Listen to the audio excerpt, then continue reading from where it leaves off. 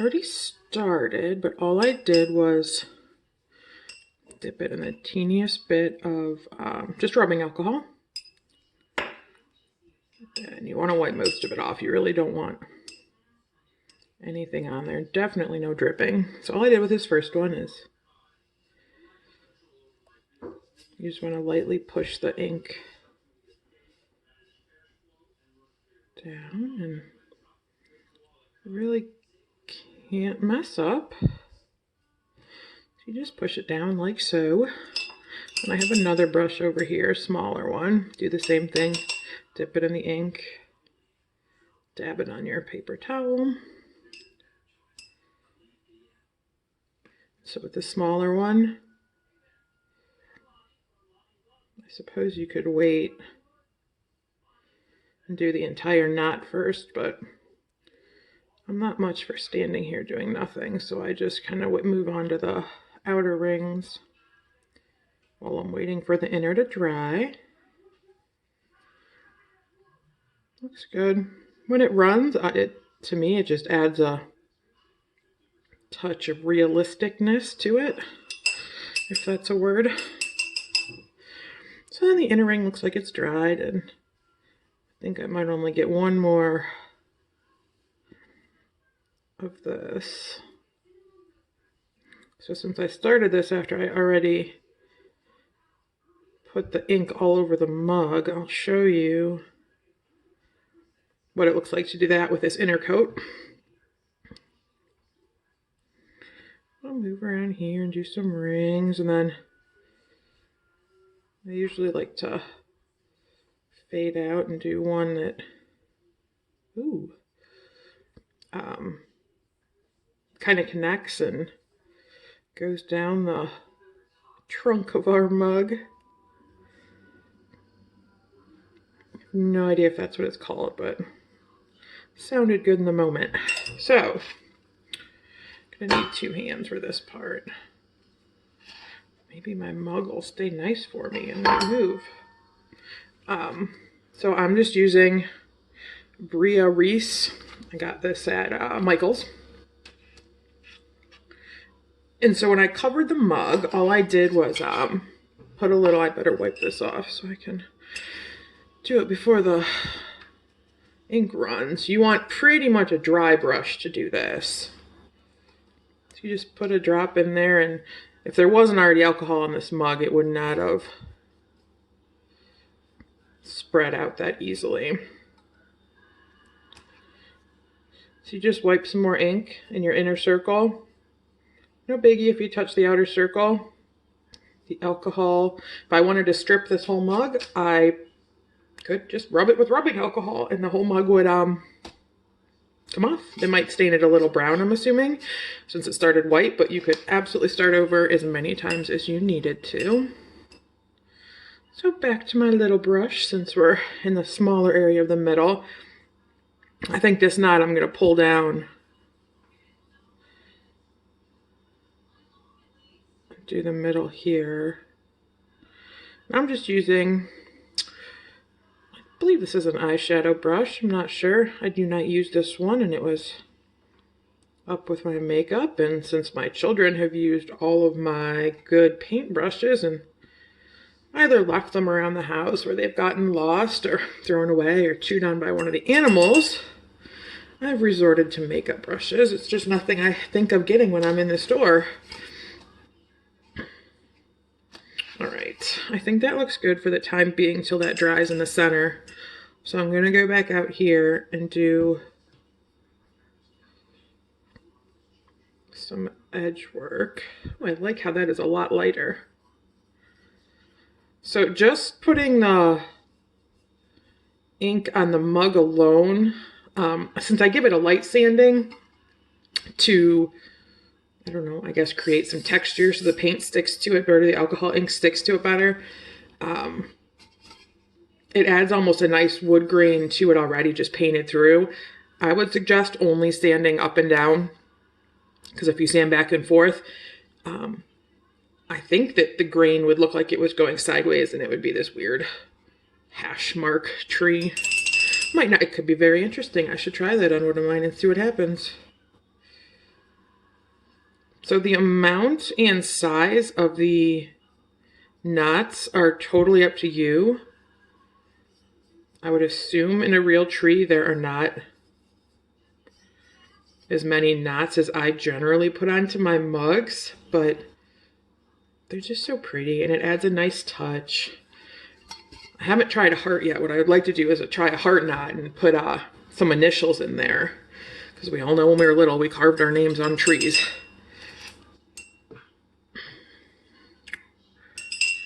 All right.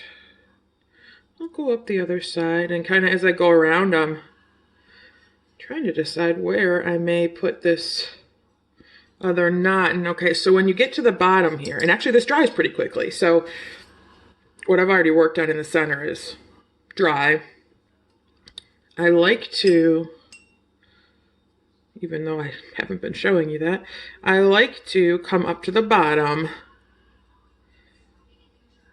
and bring my lines up here. Usually I do some sort of knot on the bottom, just so it's pretty to look at. And actually, yeah, so you can see here, I think you can see, if the lighting's good enough, all these scratches are me sanding. And yeah, so I would definitely suggest going up and down. It does not add a cool touch to see them going sideways. That's okay, because I'm going to put my logo over this with my washing instructions, so it's not really going to be seen. But so yes, I take back my comment about it looking pretty cool if we did a hashtag scratch marks.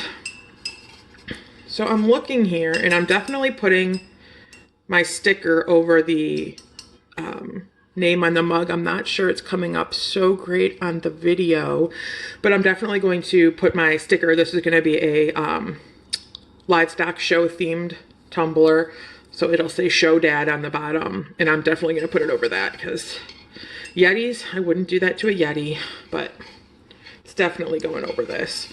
I guess we could finish this knot while we're here. So I'll totally dry off my brush. Oh, there you can see it's totally dry this time because it didn't do that cool fanning out like it did the last time. So yeah, there we go. Anybody can do this.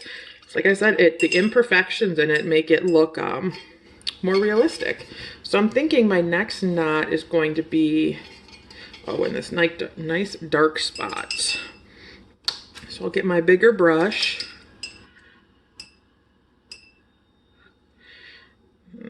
I'll do a wider knot over here.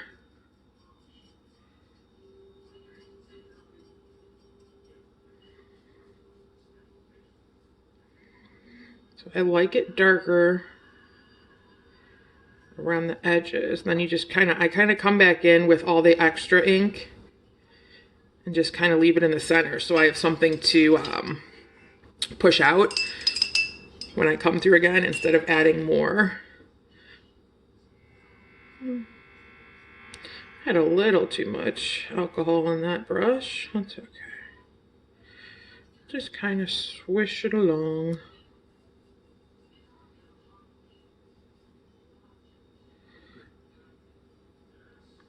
As you can see, since I went into there, I'll decide in a minute if I'm going to go back and fix that or if I'm just going to leave that as part of the design.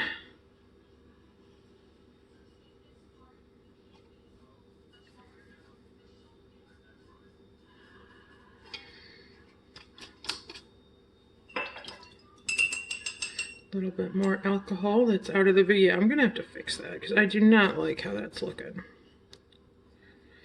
See, we had all that extra in there. So, just spread it back out and let it dry again. Once you get the gloss on these, the grain somehow seems to come out even more. They're absolutely beautiful. I'll have to get the Yeti drink cozy that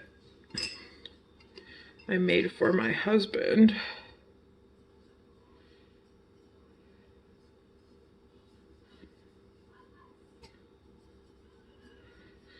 Looky there, we've got some ink running in the middle, and that's probably not very realistic for a tree. Well, and then we're already back around to this guy over here. I kind of like this irregular pattern around there, so I'm gonna go with that and play it up in the center. I like that one.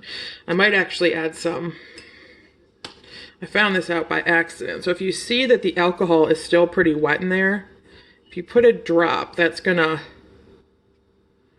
make a nice dark knot. And fingers crossed it does not start running into the other part of the mug. It should dry, if it doesn't run, as a nice dark knot. So we're gonna hold that there for a minute and try really hard not to move the mug, but seeing as how I'm on my second pot of coffee for the day, my hands are a little shaky. That's what happens when you get up at 5:30 and there's 5 kids to get on the bus. Buses, I take that back. Coffee really is all that gets things done here.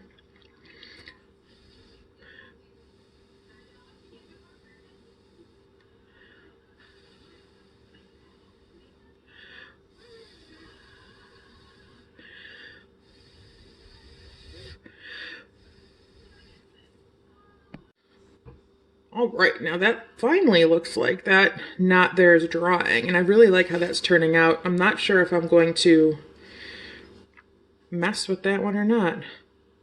We'll see how I feel in a minute after I keep going on the wood grain here.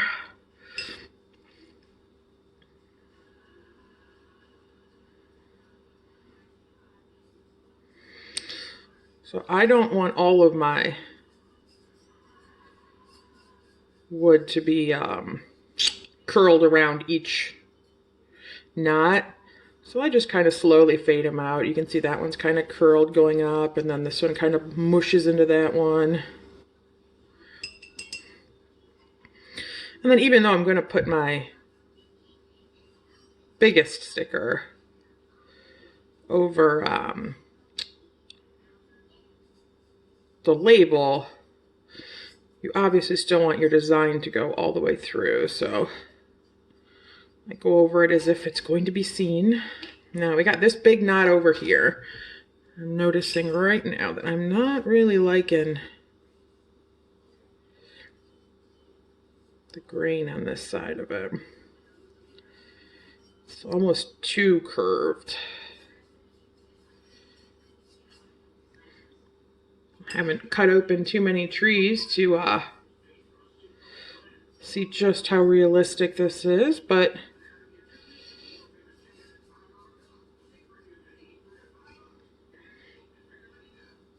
much better. Now we're going to put some, we're going to dry off that brush first. And then I'm going to put some right in the center, and this cup curves down, these big 30 ouncers. So I'll just paint it down as we go. Doesn't look like it's going to be quite dark enough. Oh, very nice. Look at that spreading out. Oh, if that goes just a little bit further, I may leave that, those raw edges. Wonder if I put a little bit of ink in the center, if it'll help it spread out. Yes, it will. There we go. Let's see if we can swirl that one and get it to open up a little bit wider for me. Oh, very nice. Well, I guess I can turn my attention to the bottom as that dries. Now, like I said, you're not going to see too much of the bottom because there's going to be a logo, but again, you want the whole design to blend together, so I don't want it to be too ignored.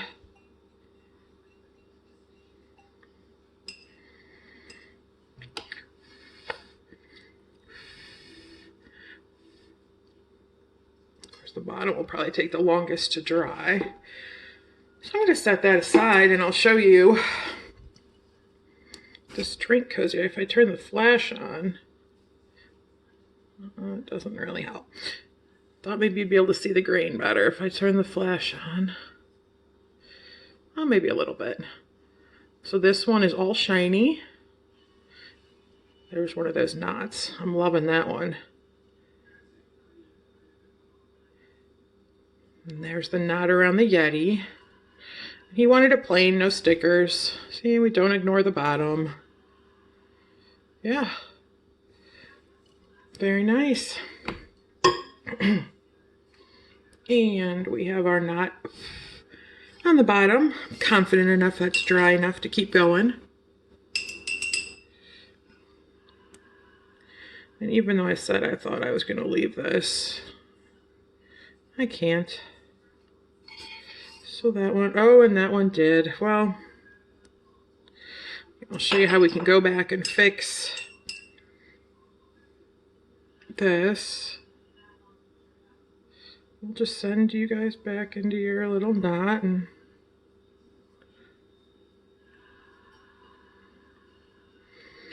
blend that in.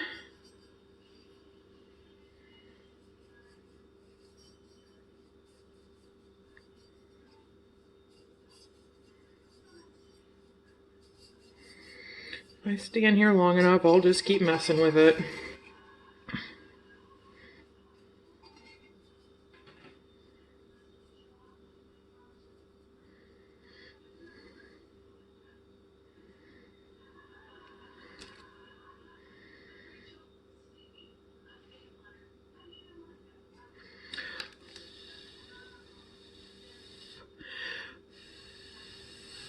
Now I'm blowing on it to try and dry it a little faster, but it's really just adding a nice look to it. I think I'm going to add one tiny little knot here at the top and stop touching it. Now, honestly, by the time I would go, well, by the time I'd even get to my office to mix up the epoxy, this would be dry. So it'll definitely be good to go by the time I get the epoxy mixed and get it on a spinner. I don't actually have an extra spinner right now, so this one will be waiting. And now a mistake I made the first time I did one of these wood grains with stickers on it, was that I thought I could save a step here and put the stickers on before I even put a coat of epoxy. Unfortunately, although the stickers were absolutely fine, the transfer tape decided to pull up all of the wood grain it touched. So I realized I cannot save a step and I have to put I use a pretty thin coat of epoxy on this. I'd say, well, for this size, it might be 6 mLs of epoxy total. So 3 and 3 of your, of each container. And then with these, I have found that once the stickers are on, if everything is super smooth, I can get away with doing just one coat. About, for this size, I'd say probably 10 mLs of epoxy, which is a lot less than doing a full glittered cup. And the reason the price stays the same for me is the amount of work that goes into doing one of these wood grains, whereas the glittered mugs, yeah, I do use a lot of glitter, and honestly, good glitter is not cheap. I completely lost track of what I was saying. Oh, so I kind of evens out for me in the end, so I do keep the pricing the same for wood grain as a fully glittered mug.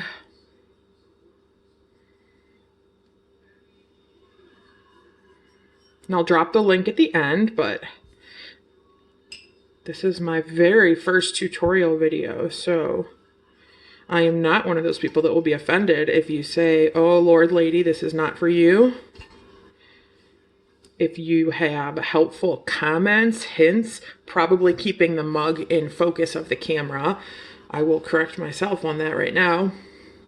But if you could see what I've got here, I have a paint can on a toaster with a large jar of peanut butter holding this, my phone, over a long roll of transfer paper because my white construction paper was colored on by my children. And that's usually what I use for backdrops. So, as I was saying, any helpful comments, hints, if you like it, I would love a thumbs up and follow my channel. And I am going to do lots more videos, hopefully, instructional videos, and definitely lots more of farming videos. So good luck. Hit me up with any questions, and I'll drop the links in a second. Thanks.